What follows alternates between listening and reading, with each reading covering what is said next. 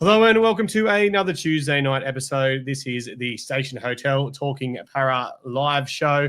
Look, first of all, thanks to our sponsors, Beach Jerky, Eurowork, Bay Vista, Spot on Hose and Fittings, JD's Buyers Agents, X-Visory, Parra Leagues, Archibald Racing, Time for a Chat, Crown Property Finance, Riverside Brewing Co., Nonstop Landscapes, ZMS Trophies, and of course, the Station Hotel. Look, it's going to be an interesting one this week. I think tensions are pretty high at the moment. I think everyone's a little bit frustrated, but I'll bring everyone in, introduce everyone, then we'll get straight into it. So welcome, boys. We've got a gap at the moment, obviously, because Michael, I don't know what the fuck Michael's doing. He's probably still blind, to be honest. But Troy, mate, I'll go to you first. Obviously, an interesting day for you. I want to obviously thank everyone for the support and stuff you received today, but give us a bit of a rundown and how you feeling. Yeah, definitely. First of all, thank everyone for all the messages and support and comments. It was about my SGA departure. I've decided to step away from the SGA effective immediately. Things weren't working the way that I thought that it would, so decided to step away. Hundreds of messages to you guys, the listeners, viewers, and everyone else. So really, really appreciate that. Yeah, good. It's great to see. It was great to see support as well. Obviously, you got your full support here from the podcast crew as well. Look, I'll give a bit of a rundown for obviously everyone doesn't know what the SGA is. The SGA was the Supporters Group Alliance that was set up at the club. It kind of replaced the old Members Council. It was a concept, an idea I had. I know the club was working on some stuff when we first started having meetings with the club a couple of years back. Obviously, when it was first set up, it was myself, Joel, Troy, as well as some other members involved with the SGA. Obviously, Joel was the first to walk away after a couple of months. I walked away at the back end of last year and now Troy. So, look, it's disappointing to see. As content creators, we felt like we kind of didn't have a choice. We all felt like it was kind of affecting our ability to do stuff. And I'm trying to be very careful what I say. Look, there's a lot of people around the club I still have a great respect for, a lot of great people I've met. I'm trying to be careful, but I'm fucking done with it, to be honest. I'm just going to say what I want to say. So let's just go there right again now. So I don't care what this blows up. Look, I love everything the club's done in the last couple of years to make the changes, some of the suggestions that we have made, but at the end of the day, I'm embarrassed again. I sat there in a fucking dress on Saturday night, right? And that wasn't the most embarrassing part of my night. The most embarrassing part of my night was watching that performance. We as a club, we accept mediocrity. For 40 years, we've accepted mediocrity. Okay. And people turn around and go, oh, it's only one game. We've started 2 from 4. We beat Brisbane. Well, if we're fucking good enough to beat Brisbane, we should have been good enough to match it with the Penrith Panthers on the weekend. And it didn't happen. All right. It didn't happen at all because we went out with a dumb game plan and we didn't execute it. Now, I don't know about you guys, but let's talk about team selection. I think Ray Charles can probably see that Dylan Walker should be starting off the bench. Dylan Walker, we're a better team when Dylan Walker starts off the bench. Now, I spoke to some of the boys, and the plan was to go out and the plan was to pretty much bash the crap out of Penrith for that first 20 minutes, play the style I suggested we play, and go with that. But it didn't happen. It didn't happen. Once again, we got our pants pulled down. Once again, we're embarrassed by the Penrith Panthers. Now, I did a podcast, obviously talking, the week before, talking about Parramatta and who's the bigger club and all this kind of stuff. And I went into bat for Parramatta. I went into bat for the club I love. And like I said, there's some people I love around this club. Let's be honest, it's embarrassing at the moment, okay? Yes, we're 2 from 4, our season's not over, but in our 2 games, we've been beat 52-4 and had 48 points scored against us. Yep, Penrith will win the comp. Everyone can probably say that Penrith will probably win the comp, okay? But what's happening now is there's bigger problems. We can't recruit players. We can't attract players. We're now the club that's holding off on our younger players coming through that could be playing. We're prioritising things like SG Ball and Jersey Flegg and stuff to try and have that dynasty set up like Penrith did and winning those comps, when we should be just putting the best players in thing. We've gone and made this Pezzett deal. Now, I've been pretty quiet on the Pezzett deal, but the Pezzett deal for me, it's just really backfiring now. It's dumb. It's not working. We put ourselves pretty much 2 years behind because what happens next year, let's say Lorenzo plays 5'8". We're rebuilding for another year. I'm sick of being that club that expects to go into games against teams like Penrith and getting beat. I want to be the club that goes and expecting to win. And as Parramatta, as a club with, the good centre of excellence, the members we have, the solid fan base, everything we have going our way, a fucking loaded with sponsors, the Leeds Club turns over a magic profit. We barely even take anything from there. We should be a dominant club, and we're not. We're a fucking joke again, all right? We're the club that everyone takes a piss off that hasn't won a thing for 40 years. So I had to get it off my chest. I don't care what it blows up, but that's how I'm feeling at the moment. I'm not going to turn around and do the Olin Techers and say, oh, I'm done with this club. It's hard, man. I can't do it because I'll keep supporting this club till the day I die. I'll keep turning up. I'll be there this week. I'll be there all the time I'm there.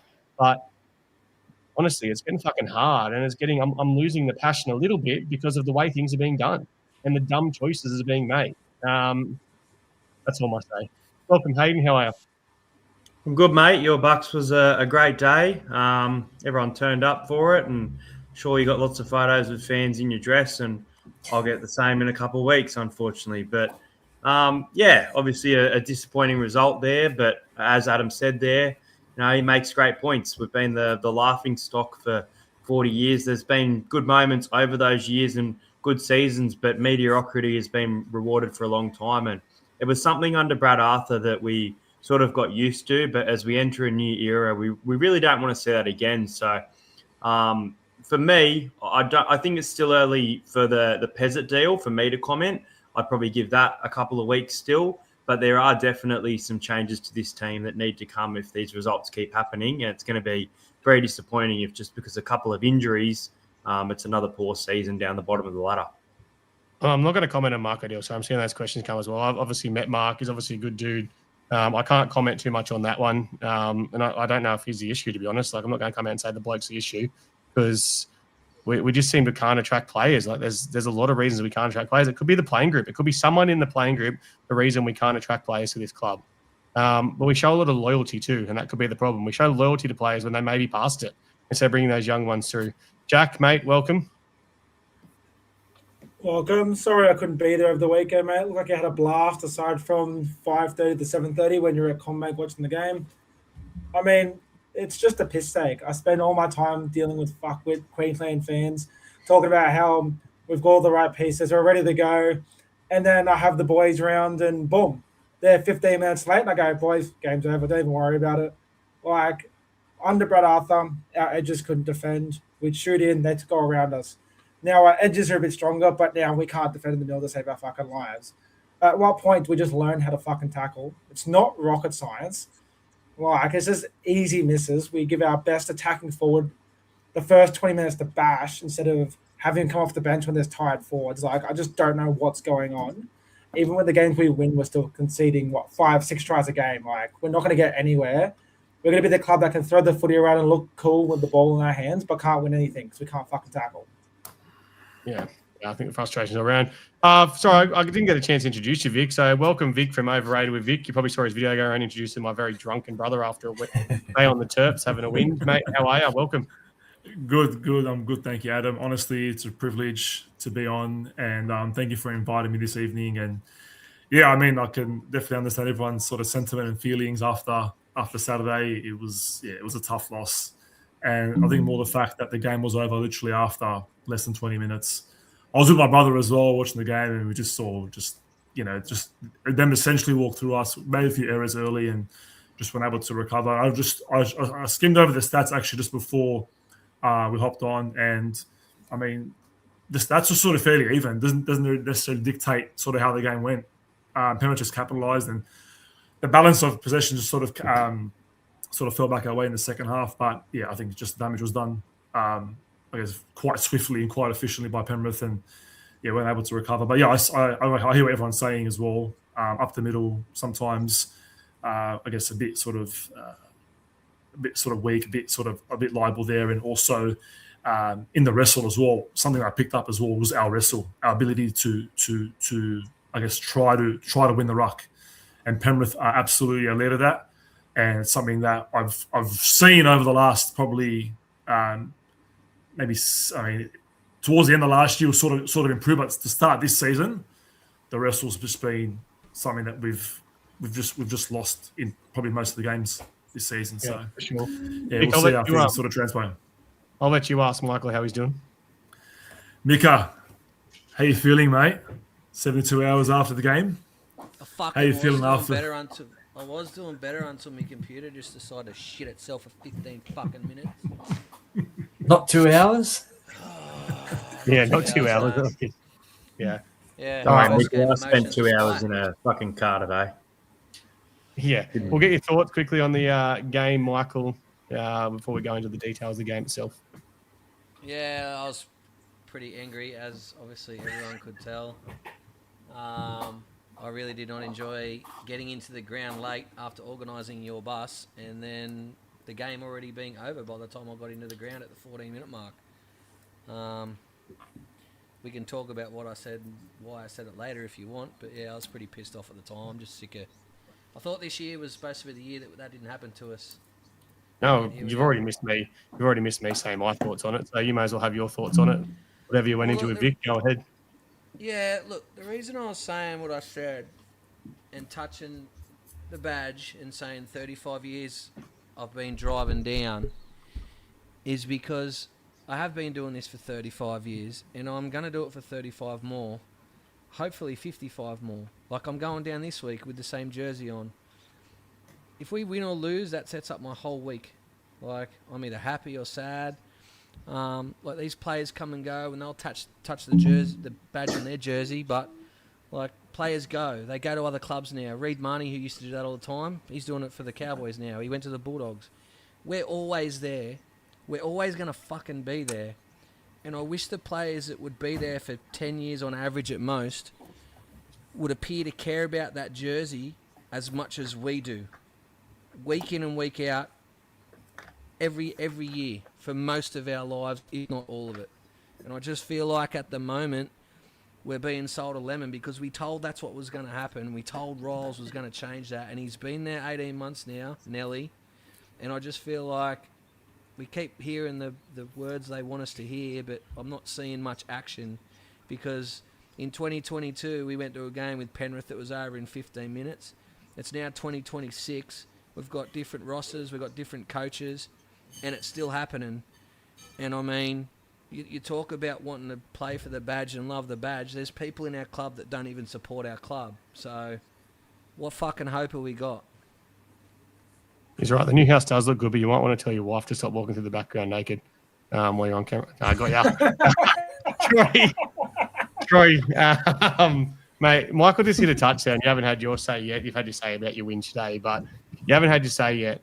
I guess what I want to ask you, like you're obviously involved with that SJ stuff and all this stuff the club set up, this whole one club Parra proud thing. Michael just hit a nail there. Does it actually mean anything, this one club Parra proud, or is it just a way to try and sell memberships and get people involved in the club? Yeah, I think it could be, to be honest, just to bring our hopes up, get us built up for the year at the start of the year and, get us on board a little bit. It could be because, we are not seeing it on the field. As that Italian soccer coach said once, sometimes good, sometimes shit, and on the weekend it was shit. And I'm with all you guys. I'm sick of it. I just want to win. Being a Parra fan living in Penrith, I'm copping it all the time from Penrith fans, especially, 40 years and all this and that. And you're right too. We can't attract a big name player, as I said to you guys numerous times. I don't even know when the big name player, the last one was that came Jennings. to our club. Was that Climax maybe? But he was. I think Michael Jennings.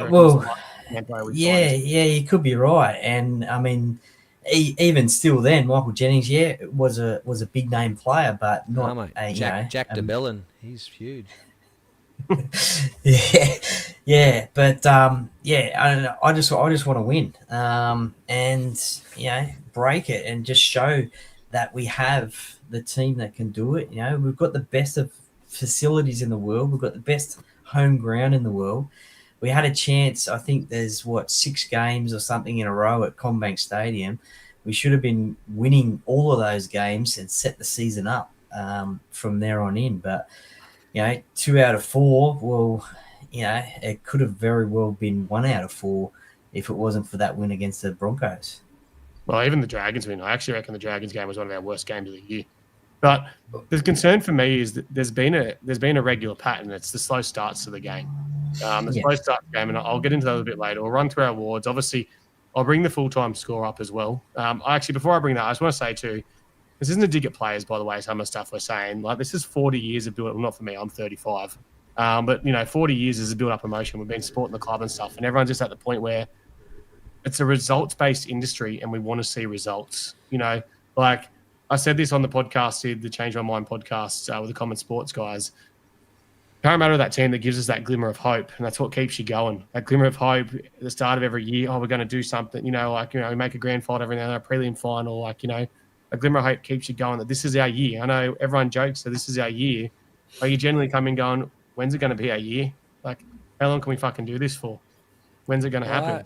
I can't remember the last time I consistently went to games and felt confident we were going to win. And I mean, I've been planning my grand final bander since I was a teenager.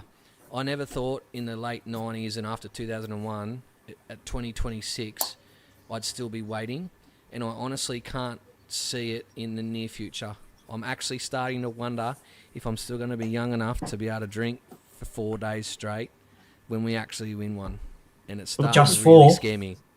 The positive, we might be on a walking frame the way he's going, but the positive is at least your daughter will be able to pick us all up. Well, actually, she'll be old enough to drink, so I take that back. She probably won't be. But look, I just want to say before I go into I said the players, we're not blaming players for any of this. Like I said, it's only 2 and 4. Yeah, we just want to be that dominant club we should be. Because at the moment, we're the weakest club in the West. And we're just not adapting to the times as well. So the players, look, there's a lot of players that put in, week out. A lot of players stand up, taking their opportunities, but there's some that just look like they're there for their final paycheck, or quite simply don't give a shit, and that needs to start, and that leadership needs to change because one of them's our leader. As I said, we did go down, obviously you've got that point now, but it was 48-20. Yep, look positive. We scored 20 points against Penrith. Our backline looked good. I thought our backline looked a lot better when Joash come on to fullback. Seemed to have a lot more speed, but defensively we sucked.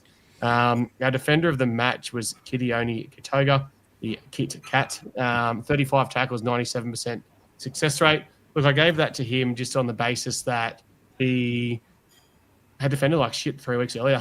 He had a lot of defensive lapsions, and he didn't seem to have. There was a child that time. It's like children in the corn shit now live on a fucking property. Never know if it's going to be your child or a random child walking on the property.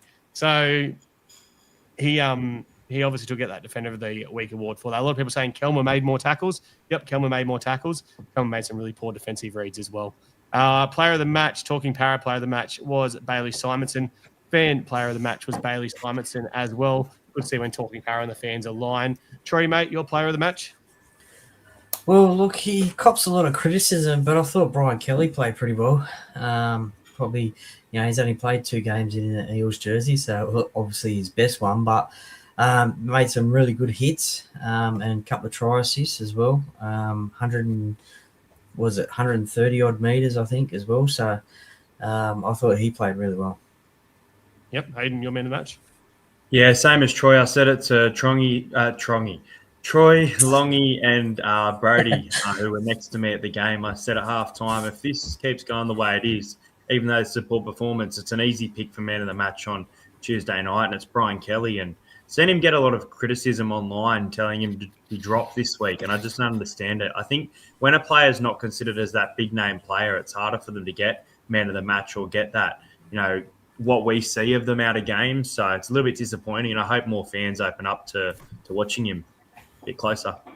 Yeah, it was clear sometimes. Big mate, your man of the match?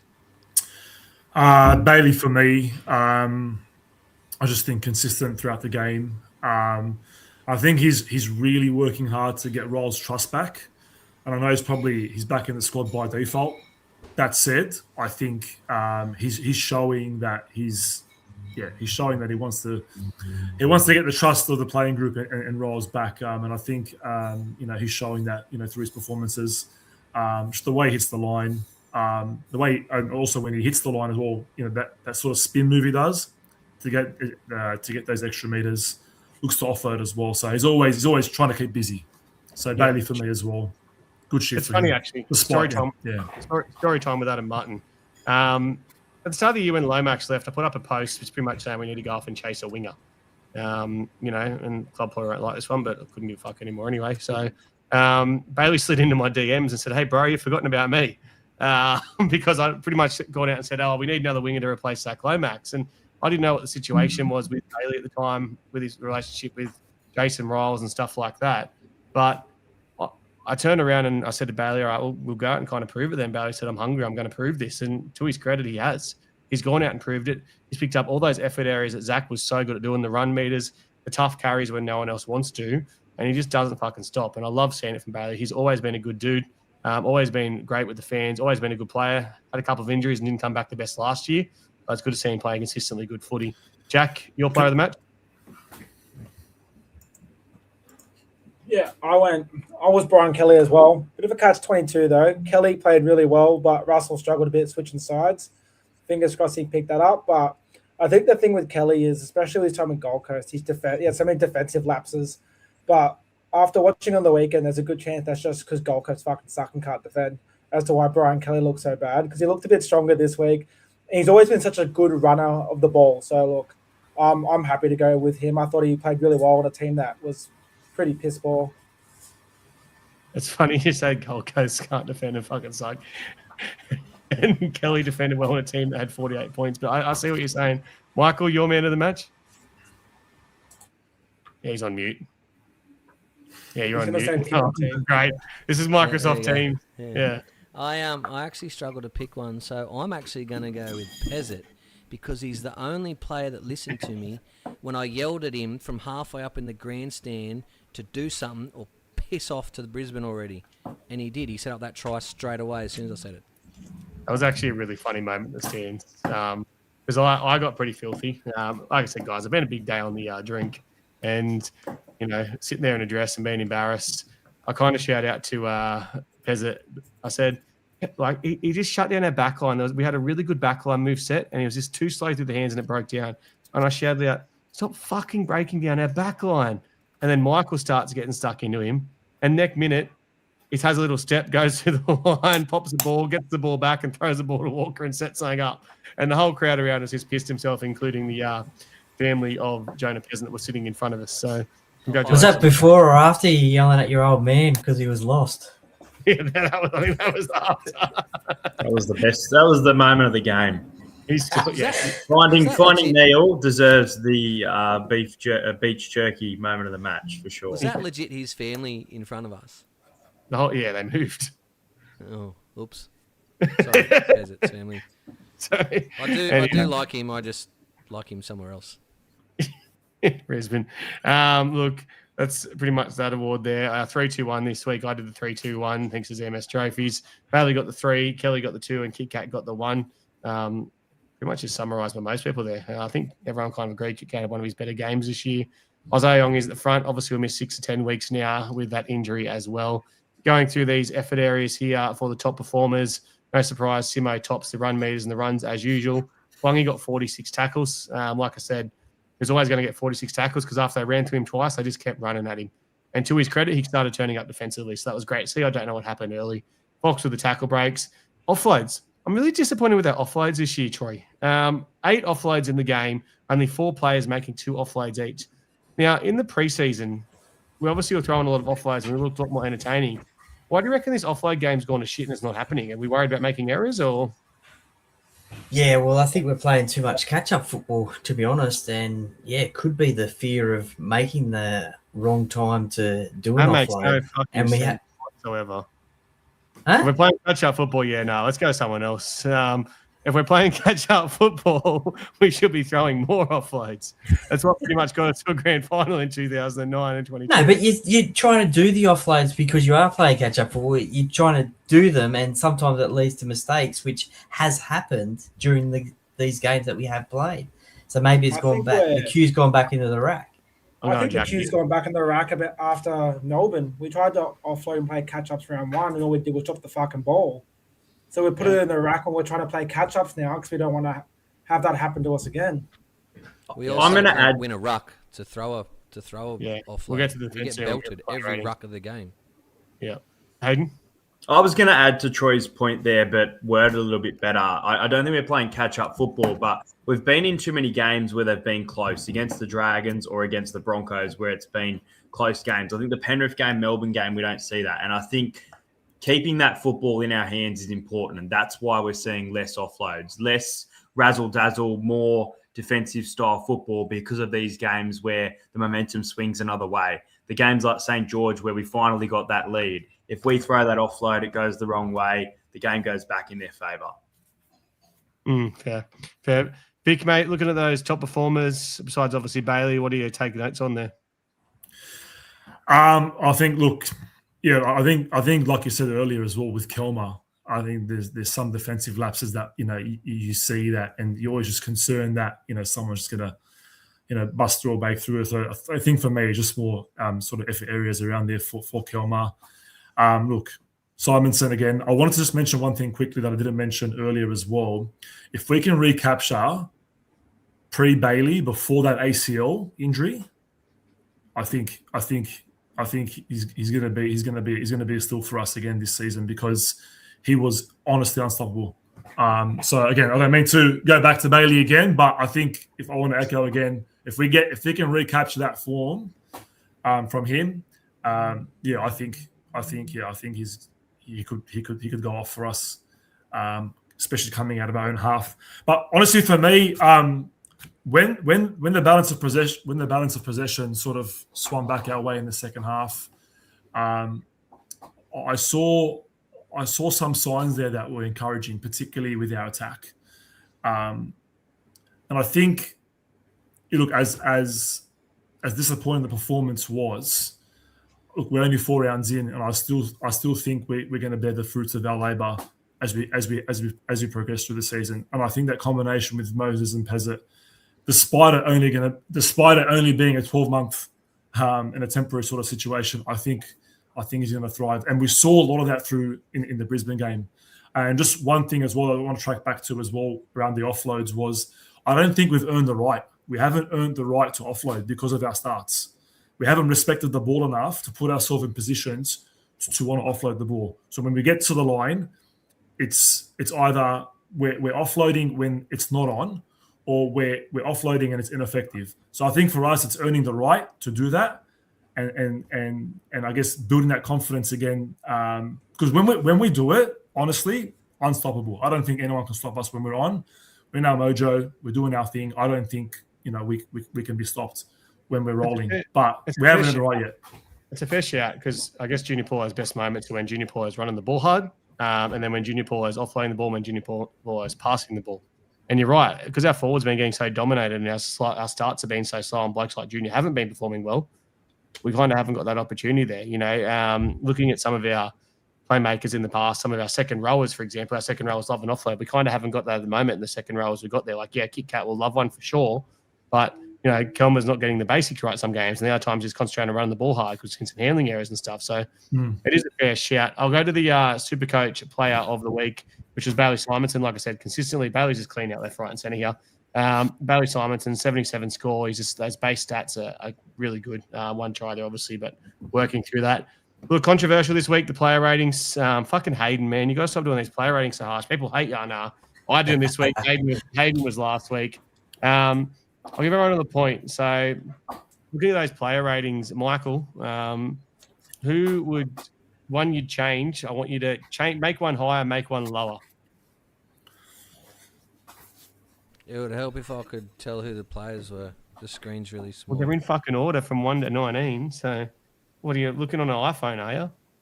No, it's just... You tell me the player, I'll tell you their score. Go. What player would you like to make higher and what player would you like to make lower? God, good help's hard to find around here. Troy, Nah, I'll go to you first. Troy, one player higher, one player lower. One player higher, I'd probably say Pezzett on his performance.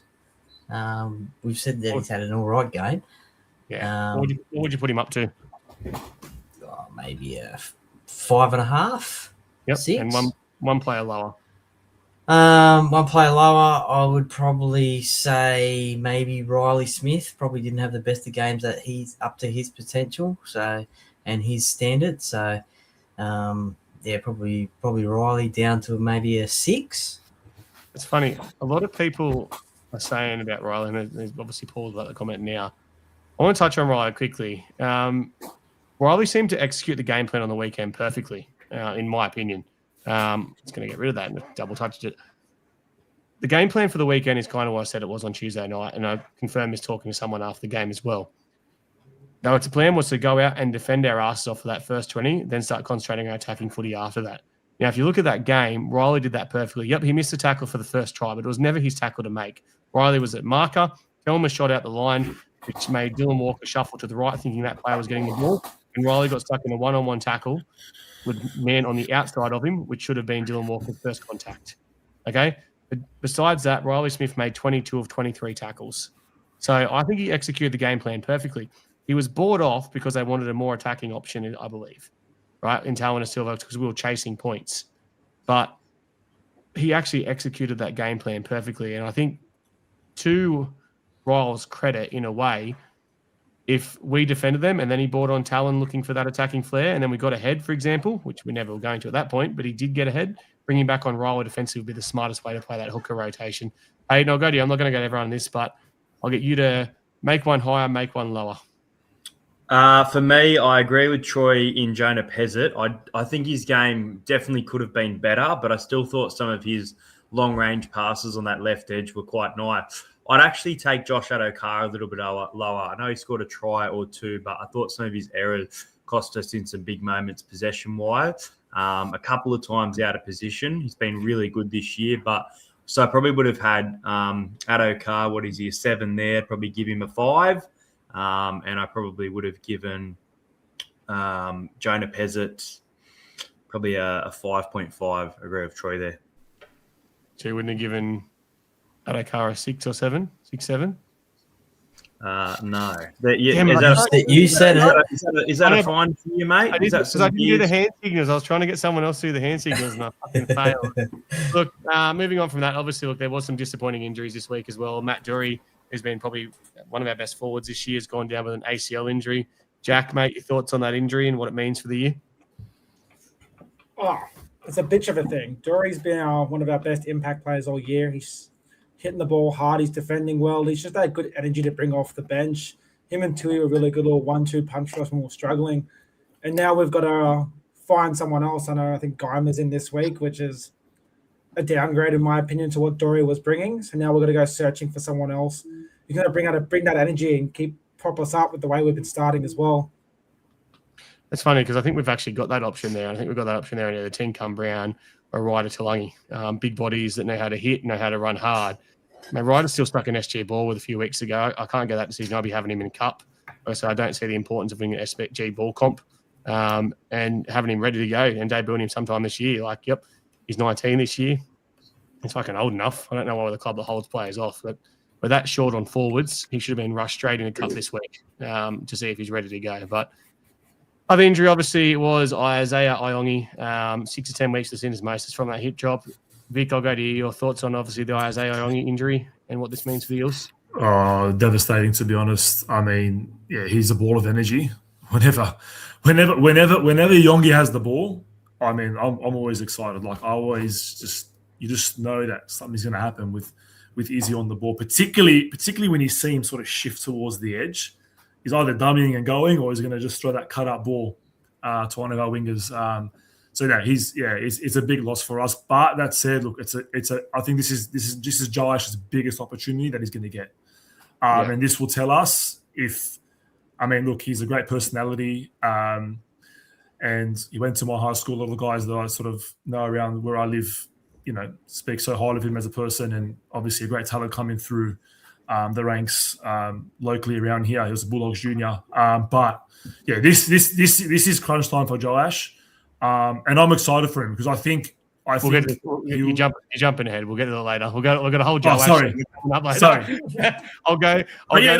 Look, devastating, and look, I mean, I can even talk about the tackle as well. To be honest, on Kenny, with Mitch Kenny, that hip drop as well, and I've spoken about it on my page as well, just around the laziness of the hip drop itself, and it's just it's the fact that he got one game as well. But I don't want to sidetrack, but it's just devastating. His third charge in 12 weeks. In 12 months for a hip drop, and I know they're saying hip drops are accidental, the game's getting faster and stuff, but it needs to stop. I'm just really worried that when they do decide to do a crackdown again on hip drops, we'll be the club that gets a 6-week suspension. Michael, I'll ask you the question: who's the bigger loss, Matt Dury or Isaiah Iongi? And you muted again. Dury, hands down. He is one of the only players that has hit the line with any venom this year, and I feel like it's something we lack incredibly without him. Yeah, fair shout. All right, let's move on from this game as well. Look, obviously, as we did Saturday, it was a fantastic time. We did launch our Skooey Moi Moi at the Riverside at Barenco there. I know Michael certainly enjoyed a few fucking skewy moi mois, as did Troy. Troy, mate, what did you rate the skewy moi moi out of 10? Oh, I think I gave it an 8.5, 9. I think it was quite refreshing, and I'll be definitely purchasing some and drinking it for sure. It was great to see the real Fui Moi Moi share it on Instagram on his story. Yeah, he loved it. Look, obviously, you've never had a beer you've knocked back. Michael, though, he's a fussy beer drinker. Not a big crowd. Now, remember you muted when I asked you this time. What were your thoughts on the a skewy moi moi? He's just fucking with you or what? Yeah, he is. Usually when I go to a place... He must have really pissed him off on that 2-hour bus ride home, eh? I was very mouthy. We know. Look, usually when I go to a place like that, I walk in there and go, because I got all their beers lined up, I go, give me the one that most tastes like new. And they always go, here, try this. This is our version of new. It's really good. And it always tastes like fucking fruit or some shit. If I wanted a fruit drink, I'd buy a juice with vodka in it. I actually thought it was pretty good. I was very happy with it. It's probably the best beer I've had like that at a craft brewery type place. I would happily drink that again 10 times over. Right. Yeah. He knows he's getting a free carton, so of course he said he wants to drink it 10 times over. Right. Speaking of free cartons, we are giving away the first carton of Skewy Moi Moi. It is sitting in my car. So look, it's going to be a 2-part process. Obviously, I've got to pick if it's a Facebook or Instagram winner. Spinny Rooney. What's that say? Still spinning. Says Facebook. I don't know if everyone can see, but it says Facebook. So a bit later on, I'll go to Facebook. I'll work out the round numbers and I'll draw a winner from that. Look, obviously not much else to add from this game anyway. Like I said, disappointing result. We frustrated as Parramatta fans, but good thing about footy is you always get a chance to bounce back the week later. And it's obviously a very special game on Monday. So before we go, I want to talk about Mitchell Moses' rating because I've copped a fucking shellacking off people for giving Mitchell Moses a 3. And I did give Mitchell Moses a 3. And I stand by giving Mitchell Moses a 3. I thought I was generous. Mitchell Moses this year, I spoke about last year, he's developed his game. We get that. He's turned into that more controlling half. But he's playing like he's scared to get injured. Like, he's not taking on the line. There's no flair in his game. He got embarrassed by Nathan Cleary on the weekend. Nathan Cleary came out in the week and said Mitchell Moses is the best halfback in the game now. Nathan Cleary played mind games and it worked. Mitchell Moses had 6 kicks for 246 metres. The week before, Mitchell Moses kicked for 800 metres. You know, that's a big difference. He missed 5 tackles. 5 tackles he missed. Originally it was 6, they changed it to 5. They must have miscalculated one. Mitchell Moses hasn't missed 5 tackles since he first joined the Parramatta Eels. You know, and yes, they're running traffic at him. The spark just wasn't there. Now, I know Mitchell Moses is going to come out and he's going to fucking kill it against the Tigers on Monday because he always does. But I don't know if it's the fact he's scared of getting hurt. I don't know if it's the fact that Peasant's there and they're both playing as a half role. Jonah Peasant is not a natural 6. In my opinion, Mitchell Moses is a great 7, but he also can be a great 6. We need Mitchell Moses running more football and creating more plays because at the moment he just isn't doing it. That's why I gave him a 3. Because when you look at his performance against Cleary was a fucking 9.5. He was almost perfect. Mitchell Moses, he was a 3. And that was looking at against Mitchell Moses as well and what Mitchell Moses can produce. Go on, Michael. You're muted, but say what you got to say. To be fair, I don't think any player in our team deserves above a 4 when the game's over in 12 minutes. But in defence of Moses for this year, I don't think many halves in his position could do anything when our forwards get continuously bashed like they do. In the Dragons game, we lost every single stat except kick meters. If we don't have Mitch Moses kicking us out of trouble most games, we're way worse off. I do made some agree crucial he was tackles pretty as poor. well.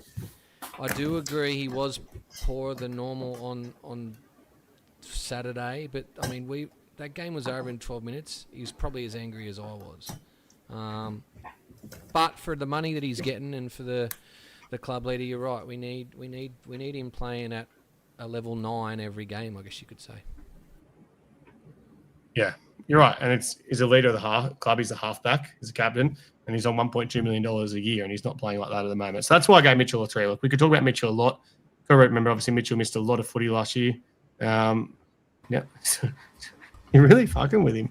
But, you know, I'm chiming in on this as the Knights supporter that went to the Parramatta versus Penrith game, looking forward to the battle of the halfbacks. I was severely disappointed. He was outplayed, outshone in many areas, and for someone who is so well renowned in being one of the best halfbacks in the game, he wasn't there. And it was really disappointing because, again, as the non-Parramatta fan being forced to go to this game, I was really looking forward to that battle, and it didn't happen. He got the floor wiped with him. Yeah, just didn't execute. And like I said, he'll come out, he'll kill it on Monday. We know he will, but it needs to be those That was the performances. game to do it in. Do it against Correct. Nathan Cleary. Yeah, You well, don't see Nathan Nathan Cleary not got a 40-20 before Mitchell Moses, didn't he? No, he didn't. There's no 40-20s kicked. But Cleary also kicked the ball out in the full as well. There wasn't a 40-20 kick. It went down as an error that was incorrect because there was actually a 40-21 and Joash had his foot on the line, so it doesn't count as a 40-20 in the stats. There you go. Okay. And there was a referee error as well, just by the way. I know Michael wanted to argue this with me on Saturday night, but as soon as your footy's on the line and you touch the ball, it becomes out. It becomes in the next play. So, yep, Vic agrees with me. Everyone agrees with me. saw that. I swear that got changed just to the. I want to see the rule still written. I swear it was changed. Well, you can go fucking look it up. I'll get Jason to do it. Jason. Josh's foot was on the line and he touched the ball. Yep, completely accidental, my ad. He had no fucking plans to do that, but it happened. He still does it all the time. He did it a million times with us, and he still does it with the Dragons. Oh, Marcus I Seaver used to do just it. thought it was recently changed. I didn't think it was a thing anymore. No, you're drunk 'Cause still. you should see more people doing it. Like, how often would you just go, "Yep, our ball"? What the fuck? Yeah, Anyway, it's smart. carry on. And then you also get to play the ball from where you want. So instead of being pinned in the corner, you get to play the ball from the middle of the field or whatever. So yeah, more people should do it. Before we get to this game, let's draw our winner of the Skewy Screwy Moi Moi carton, or try to draw it. Jez, you could have a fucking massive job here. I'm about to give you because the winner is number 376. So there was Amazing. 479 comments, Jez. So if you could go to that post for me, as I I'll tell you who tweet it's out. not going to be is old mate that can't spell Knights. It's with a K, by the way. All right, I'll be back. I'm going to go find who that person is. Yeah, count from the bottom will be easier. I don't know why I just gave the school teacher a maths lesson. But look, we'll get that winner. We'll announce it later. And Jez, just chuck it a like or something so I can find out who it is. I did forget to say too, guys, at the start of the podcast, make sure you share this podcast, comment, share when you have done it. We'll star that comment. We'll draw a winner at the end. It's a $100 Station Hotel food and beverage voucher to be picked up this weekend. So let us know when you've done that, and I'll try and start the comments. Let's get to this week's game. I said it is the Easter Monday, traditional Easter Monday game. Oh, there it is. Eels versus Tigers. Our chance to host it this year. Well, that's pretty clever for me getting the ball replaced with the fucking Easter egg. I was actually pretty happy with that. I think I got the respect it deserved. Good job, buddy. I'm proud of you. Give yourself a pat on the back, mate. Good job. Shut up, please. Dad down the bottom already gave me the validation I needed. But yeah, like I said, Monday, 4:00. Still plenty of tickets available. If you can afford the cost of them, get there, watch the game. We'll go through the team lineup. First of all, look, there are some changes. I would like to see a few more, but obviously, Joash Papali'i, once again, how good's that? Talon Silva, Easter Bunny, head off, eggs. Yeah, I'm pretty proud of what I've done making Talon the focus this week. Josh at fullback, Bailey and Josh Adokar on the wings, Kelly and Sean Russell in the centres. No changes besides that until you get to the bench. We've got Talon De Silva, Sam Tuivasa, Charlie Guymer comes in for Matt Dury, Luca Moretti comes in, Jack DeBellin takes that 18th position, Apatwiddle comes in at 19 there, chance of debuting if he does get on. Ron Volkman at 20, Tencum Brown 21, and Araz Nanva at 22. Your thoughts on the team? Who haven't I been to for a while? Hayden. Tui's got to start. These Tigers forwards are some big bodies. I like Tui starting in this game. We've all wanted, Dylan Walker to come off the bench, but it just seems like it's not going to happen. So for me, the one change this week, I really want to see Junior Paulo play his best footy via the bench and Sam Tuivasa start. Other than that, it's a pretty strong team list. Some nice names for, potential debuts amongst the reserves. Could be some late changes. But for mine, the Tigers have big forwards in Tyrrell May and Vanua Pole, so we need to match them. Yeah, I'd make two changes. One you've already suggested I would, but I just can't see why we're starting Dylan Walker. Like I said, our starts have been so slow, but so poor defensively. Dylan Walker opens up our attack. And I'm not saying he's a bad defender, but we play our best footy when Dylan Walker comes on. So for me, I'm starting someone like Luca Moretti, usually quite solid in defence and run the meters there. Like, obviously, I would have had Matt Dory starting if Matt Dory was available. That's who I'm starting. I'm starting him. It's a nice young forward pack that's going to get through a mountain of work in that first 20 minutes. I'm bringing Dylan Walker on. It's better we done last week. But Jason Riles, mate, if you're watching, you didn't listen to me last week, so listen to me this week because clearly it didn't work last week. And, then I'm bringing Dylan Walker on to open up our game. Jack, what would you be doing? I would be, I think you hit the nail on the head there, 100%. I want Moretti 13. I want Walker on the bench. Respectfully, not the biggest Charlie Geimer fan. I don't think he's up to scratch at the moment. I don't think he's a big enough body either. So I'd have him on the extended, and I'd bring in someone like Brown to rip and tear in the middle for 15, 20 minutes. It's funny, actually. Remember when Geimer first debuted and we all loved him because he was that big body, looked like he just finished his shift at KFC that night and smashed a, 10-pack of fucking boneless chicken or something before he came on.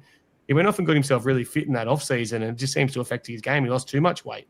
So I want to see, I still think Charlie's got it in him. He's always been such a promising kid coming through. He just needs to find a way to obviously, get back to his best footy.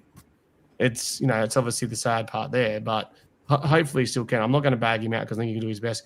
Any changes you make, Michael?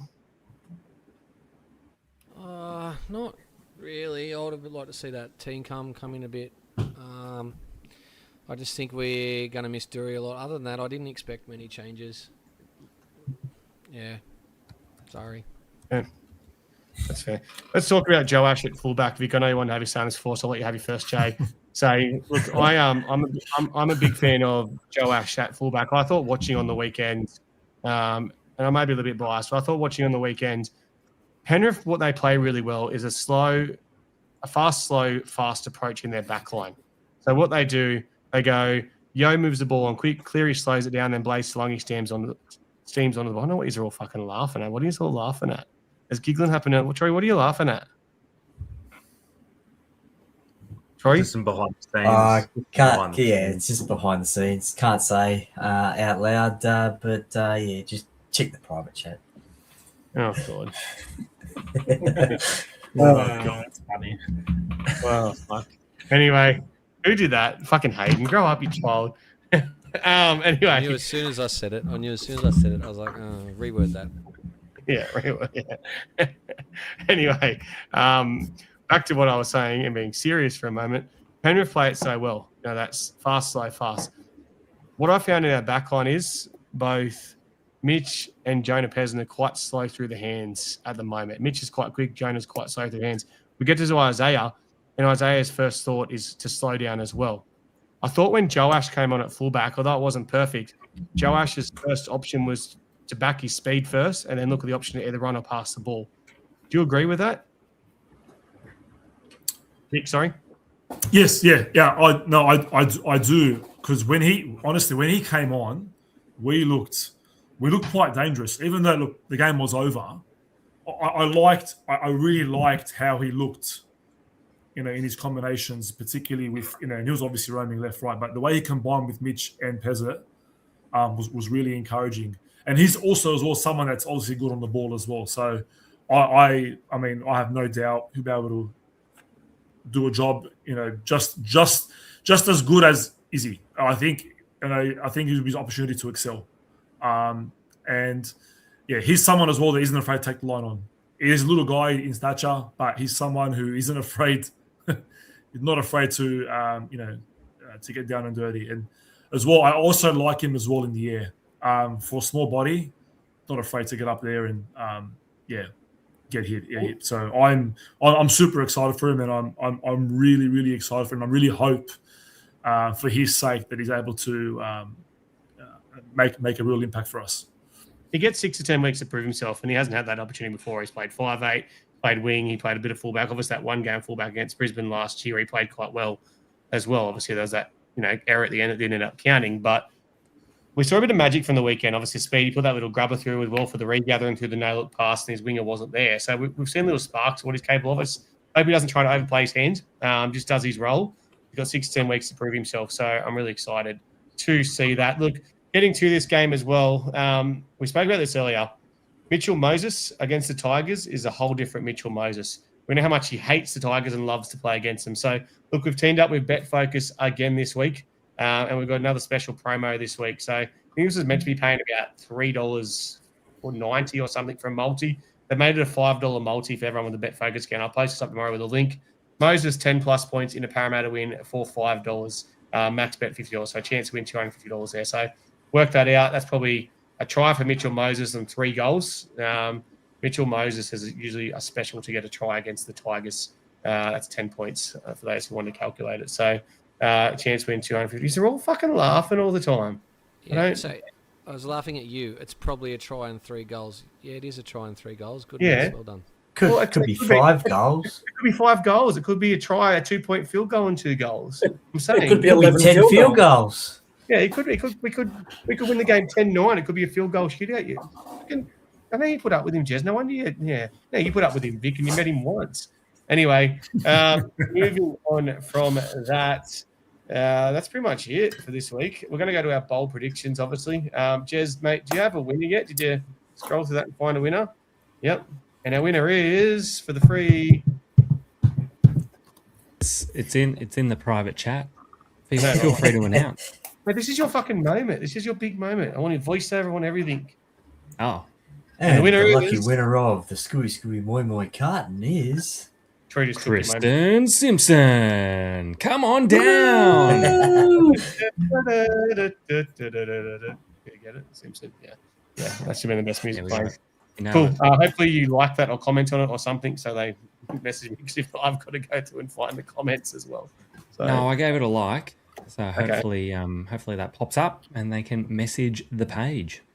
yeah, lovely, love it. Done. Screwy Moi Mois all around. Look, they will be available to purchase pretty soon. They will be available online. They'll be shipping anywhere you want them shipped. So I think they've got the ability to do about 500 cartons of them to start with. So that will be fantastic to get your Screwy Moi Mois into. Some special stuff coming there soon as well. Look, bowl prediction time, as I said, and then we'll go to some questions. Obviously, it is score, first try, and your prediction. I'm going to go first because I have spoke the fucking shit out of Mitchell Moses. I'm going to go Mitchell Moses, 10+ points. Oh, you stole mine. That's my bowl prediction. I'm not going to stipulate how he gets that 10+ points.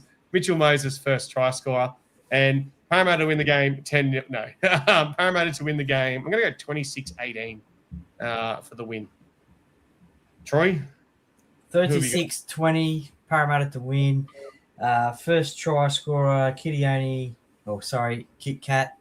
Yep. And bold prediction.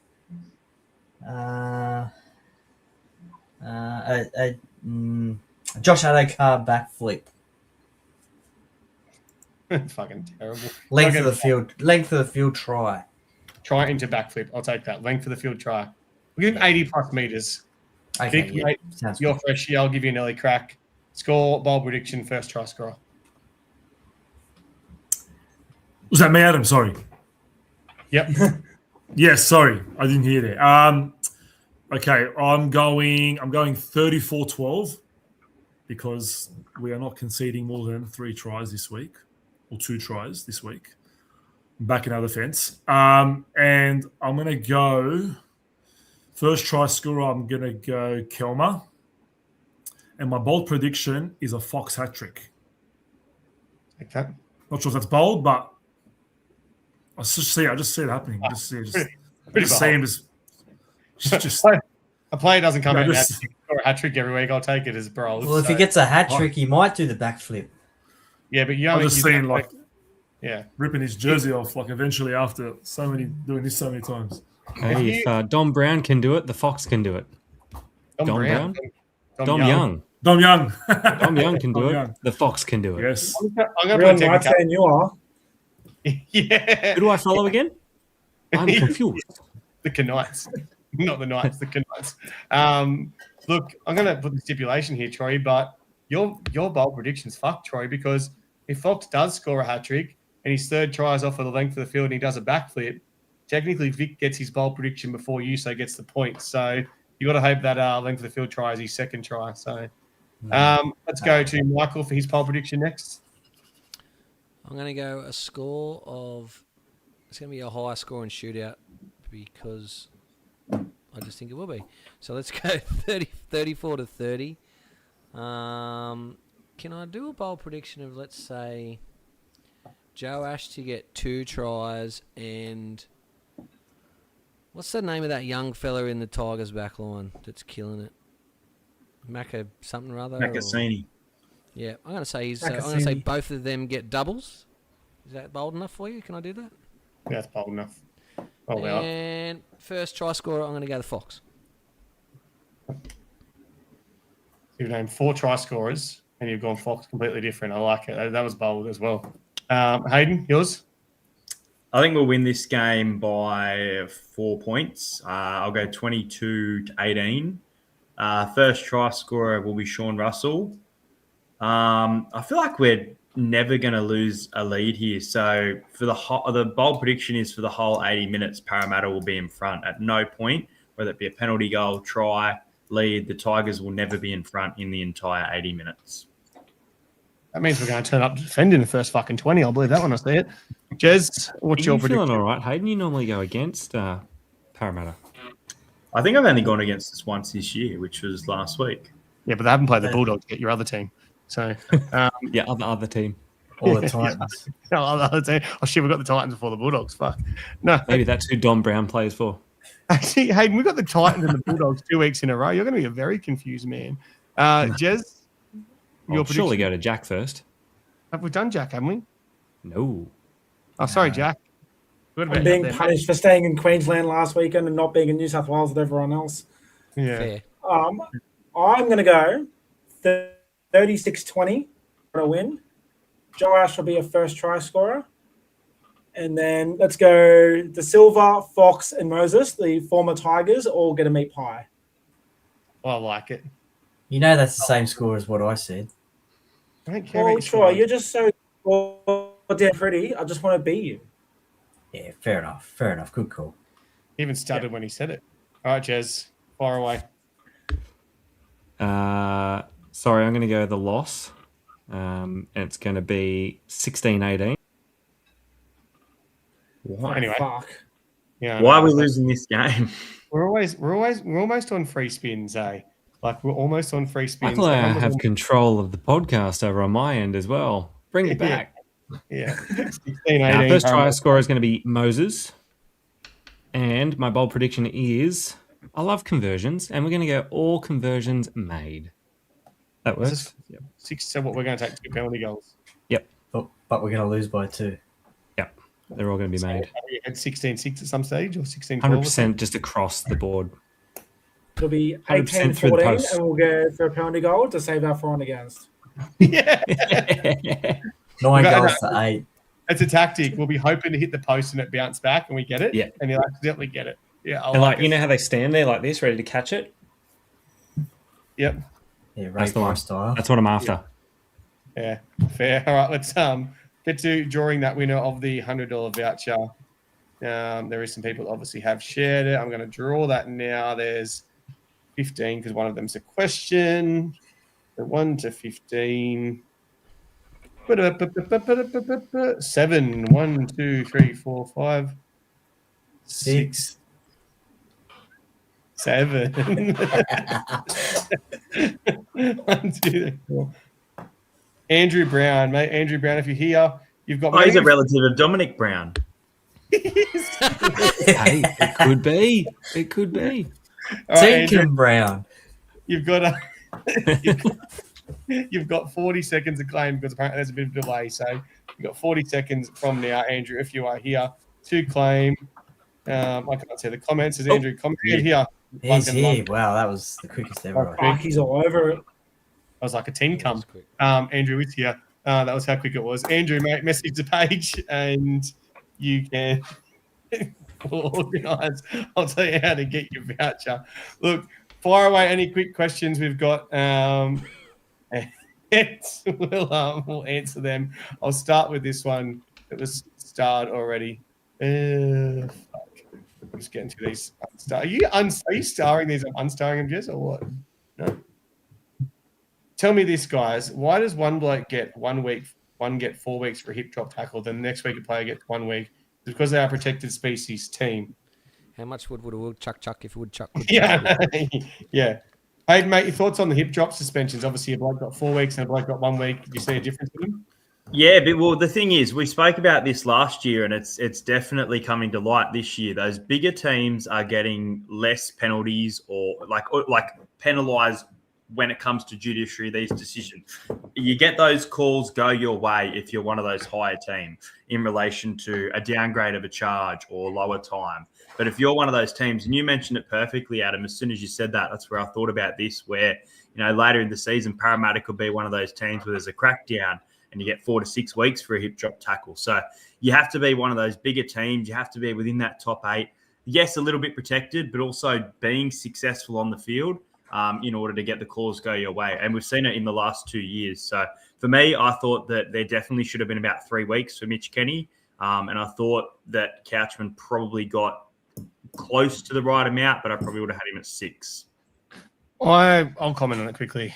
I think they were completely different tackles. Yes, both hip drops. The Couchman one was a lot slower moving. It was obviously on Jermaine Hopgood. He had a lot more chance to adapt his body angle and make sure he didn't fall down, and he made that choice not to. Made a lot worse tackle. The one on Isaiah Iongi, Iongi's a much quicker moving player. Mitch Kenny has a 9 come across, was the third man, I think, involved in that tackle. Second man maybe, and obviously went down the back of his legs. The problem for me stems that Mitch Kenny, like I said, it's his 3rd charge in 12 months.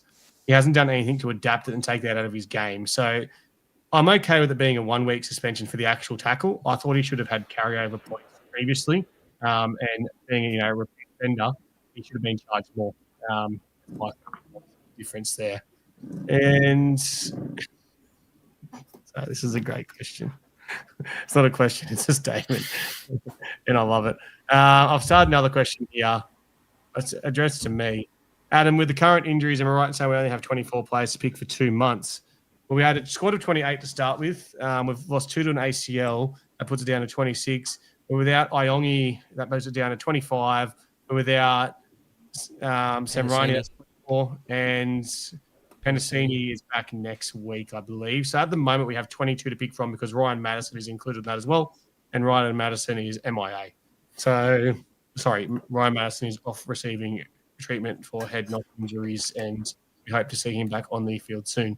But currently we've got 22 players to pick from. And look at that team. There's obviously some players there that are dispensation. Like, obviously that doesn't include your development players as well. But I don't think any of the players there are actually development players. If I'm right, I wouldn't be able to tell you. But yeah, look, we're definitely very short on injuries, but it's a risk you take bringing 28 players into a season. And we've got 2 spots to fill. I don't know why we're not filling those spots because, looking at it as well, I know Lorenzo's development. Lorenzo picked up an injury as well, so he's unavailable. Jake Tago's part of our top 30. He got knocked the fuck out last week in a pretty bad tackle. It was ugly to see New South Wales Cup, so it was actually a send-off as well. So that's another one unavailable from our top 30. So we had 21 players to pick from when you look at it. So, yeah, look, it's not great. I think the club will be looking to sign 2 more players, even with those injuries now, and obviously taking injury dispensations as well for salary cap stuff there as well for the 2 players that are going to miss the rest of the year confirmed. So not great, but I guess, the good clubs find a way to get through injuries. Melbourne got a shitload of injuries as well. And they're still obviously in games or winning games. Like, they've only lost 1 game. So, 2 games now. But, Melbourne aren't coming out and complaining about their shortage of players. It's getting on with it and bringing through future players. So, Troy, question for you, mate. At what point does Paulo's form cost him his spot, especially with Teen Cum Brown? I just want to say Teen Cum Brown. No, I don't know. Waiting for a chance.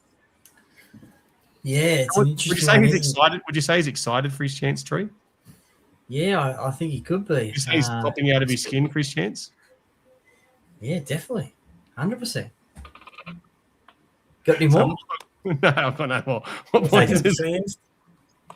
Best thing of the Oh, look, is it like a coach and maybe the middle of the year? Magic round, maybe?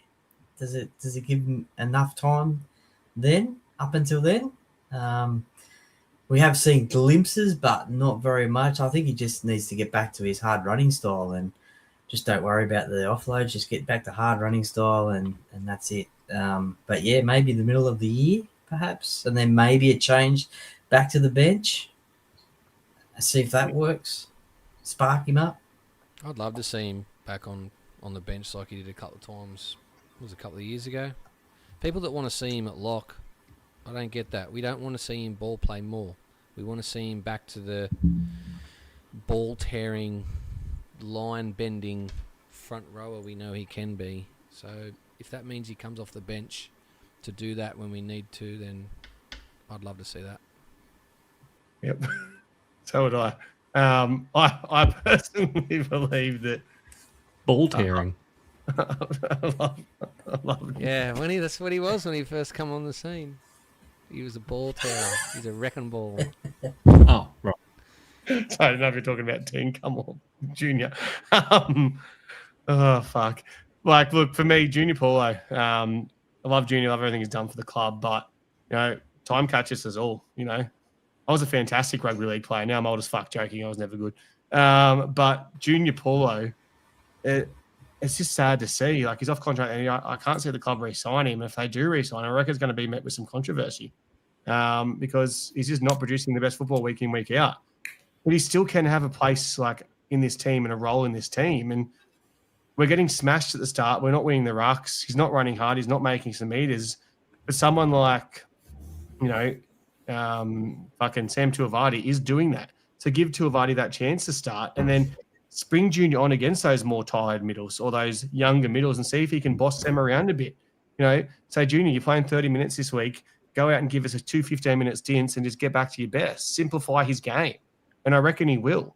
And if he comes on a point where we're dominating a game and we're on the front foot and he can do some of those offloads or, we're playing some attacking footy, Junior can still fucking kill it. Like, this isn't the end for Junior. No one's saying drop Junior in New South Wales Cup. We're saying put him back to the bench, make a very smart choice because everyone can see that's how we're going to win the games. When you work it out, against Brisbane, we never win that game if Sam Tuivasa and Matt Doherty don't come off the bench and dominate. Never get a chance to win that game like they did. So I just don't see why we can't do that straight away. Yeah, that's a very good point, Andrew. He's turning into someone like Jake Turbo. And I get loyalty, I get respect, I get hustle. Sorry, I had to do it. But for me, we're showing a little bit too much loyalty in that situation. So the change. The Junior Paulo situation, since he's dropped all of that weight and the game has changed, that he hasn't really adapted to that game change and what he was used to. So when he was that wrecking ball, that ball, what was it? Ball twister? Ball tearer. Ball tearer. Do you feel like the game has got away from him because he's focused so much on being that slimmer sort of forward that is now of the modern game? The game's changed, and we've seen some players develop that, probably wouldn't have developed. Look, I'll say now, some average players in the last. This is across the comp. Some average players, some fringe first grade players.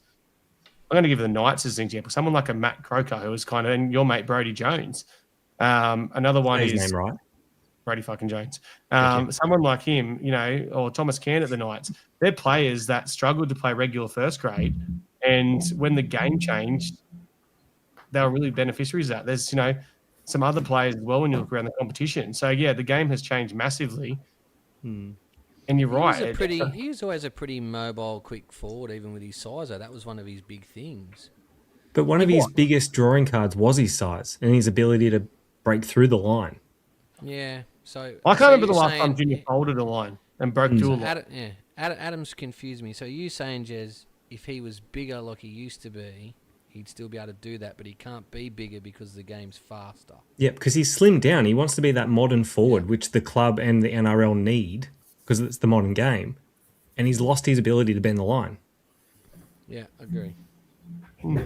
The one I was trying to think of actually off the top of my head was, obviously you saw players like Pat Carrigan play lock turn in the front rowers. Who's the guy from, hey, you'll know that's because you support every other team, the guy from the Cowboys, the lock forward. That played for Ruben Cotter. Another player that perfectly adapted with the game changing. We haven't had that player that's done that, really. I think someone like a Luke Moretti could be that. And Matt Doherty was another example of someone that could be that. Someone that was that bigger body, got himself fitter, and the game adapted. We've tried it with Charlie Geimer. It hasn't quite worked yet. Not saying it won't work in the future, but I see your point, Jez. It's a very good point from a Newcastle fan. We'll say that much. Cop that, Rob Mecca. All right, He's been feeding you all night. He always does. I'll go to you, Vic, on this one. Thoughts on Appa but playing? Obviously talking about Appa Twiddle there. I don't know if you've seen much of Twiddle at all. Obviously 4 tries in attack on the weekend, some question marks in defence. It's a different level jumping up from New South Wales Cup to first grade. Is he someone you'd like to see get a go? I'm going to say not yet. And the reason why is because I'm excited for Joash, and I really think Joash is going to surprise a lot of us. He got his chance at 6 last year, and 6 isn't his position. 1 is his true position. And we saw glimpses in the Brisbane win as well last year where I think he just thrived. And obviously minus that little area that he did at the end of the game. Thankfully, Reece Walsh was offside. Sorry. No, you're right. But yeah, I think not yet. But yeah, look, he's another exciting young prospect coming through. But I think, I'm buying some Joash stock this week for sure. I would like to see Twiddle. I think there's an opportunity for Twiddle to turn himself into a centre. Played he's played fullback. He's a big enough body. There's a real chance in this off season because look, let's be honest. If he doesn't get a debut soon, he'll be lost to the club and he'll go somewhere else and he'll play first grade. I think there's an opportunity for him to turn into a centre because we need a centre next year. Poor Richard Penasini just can't see me playing regular footy. He's injured again now. So I'd like to see, that be something that does happen because we've got some good young players coming through SG Ball and stuff. It's when someone's going to take that step. We've got a really good young one on the wing in SG Ball. Looks like he could turn into a centre, but I'd like to say that because I don't think our clubs, we need to find a centre. The centre's available. I know people, because I'll go around and ask everyone now. So you got Cherry, Timoko, and you have Isaac Tago is the options, all right? I'm just going to everyone quickly, nothing big to it. Just tell me which player you'd like. I'll start with you, Michael. Which one of those 3 would you sign? Bronson Cherry. Jack? He's super fast and stand people up at will. Jack? I'm going to say Tago. Troy? Timoko. Isn't it Timoko? Timoko. Yeah, cool. Matt. You should know. Just You're a call him closet Matt. Rangers fan. The games last year. Hayden? Isaac. I thought it was Tungo, but Isaac. Oh, yeah, you're probably actually right. Yep. Jez, mate, would you have any of them at Parramatta? I don't know why. Yep. No, I'd go Sherry. I agree with Mika. Yeah. Vic?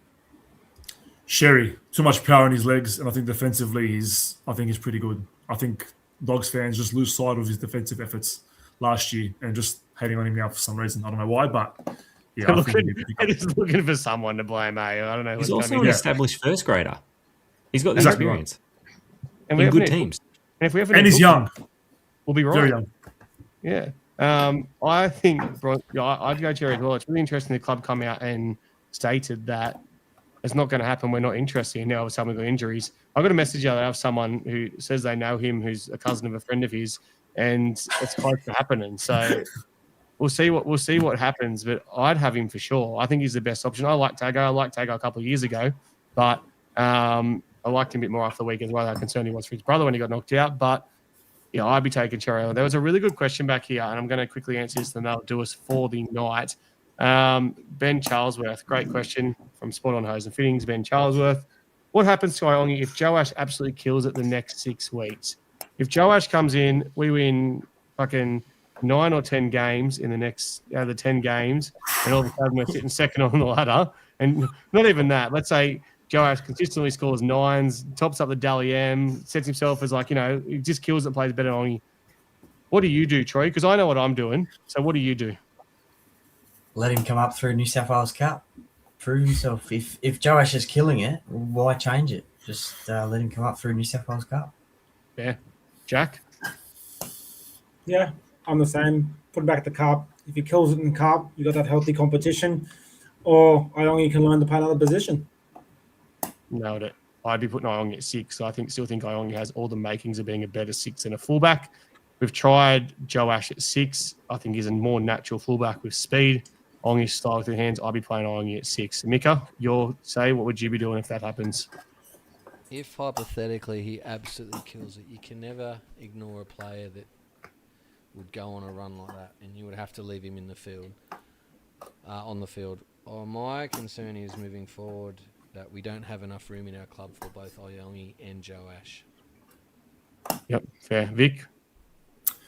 I I like the prospect of Yongi at 6. My only concerns when he played for Tonga in the Pacific Championships, he looked quite lost in the line. So that was something that would have to develop significantly as part of his sort of process of being a 6 or first grade 6, because there was just some reads he made in the line in that Tonga New Zealand game that were just concerning. But I mean, obviously his tackling ability at 6 will be Yeah. He also had it'll be his close to moments. elite. He had his moments playing 6 in Tonga where you could see the vision there, and you in that instance as well, you're also throwing him in a position he's never played in, with a bunch of blokes Exactly he's right. never played with as well. So I can see It's a your fish point, out. but I can see the vision because he knows when to run, knows when to back himself as the one. It's just teaching him to do that a bit closer into the field. And I'm not He's talking still a long kid. term. Yeah, exactly. If we've won 9 of our next 10 games, we're obviously in a position to play finals. It means Pezzet's probably playing good footy as well. So the reality is, Ongi probably goes back to Cup and learns to play 6 or fullback, whatever. I think there still is an option to develop both of them there. Hayden, what would you do if that happens? Well, I think we saw it last year, what you mentioned there. You know, Jai Gray was up there leading the Dally M's, and he was obviously pushed back out of the side, and Latrell came in. The Rabbits weren't as good. So it's a tough call. But for me, I'd probably bring Ayungi back into the side. As a coach, he sort of deserves that starting spot, but you'd have to find a way to put Joash in that team. So I feel like one of the forwards would miss out. Joash would probably play off the bench. They'd play a bit of a shift role, but I guess once you've got that starting spot for a long time, like if you're within a team, which I think Ayongi's got that number 1 jersey as his, even if Joash kills it, I feel like he'd probably come off the bench. I don't think you'd drop him. Would you prefer bench minutes or would you prefer New South Wales Cup full game minutes? New South Wales Cup 4 minutes. Me, New South Wales Cup, but from a coaching perspective, if I was the coach of Parramatta, which at the moment I'm not, I'm the 4th-string fullback behind Apatwiddle. But yeah. Not to mention you'd having De Silva and Joash on the bench. Although we've got that 6-man bench now, it makes it a bit different. But yeah, I don't know. Ongi to center's a good shout as well.